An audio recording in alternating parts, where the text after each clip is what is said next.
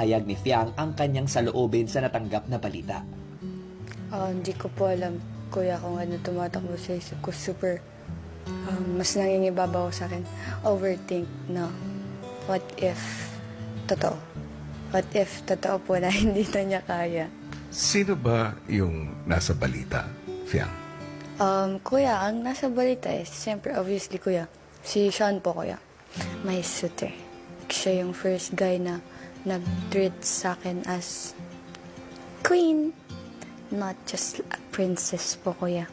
Paano niya respeto yung mami ko? Sobrang taas talaga ng respeto niya sa mami ko, and the way na nililigawan niya din po ang mami ko kaysa sa akin. At gaano kahalaga ito para sa'yo? Siyempre, kuya, super mahalaga. Kasi nga, siya din po yung first guy na pinakilala ko po sa daddy ko as my suitor. Bakit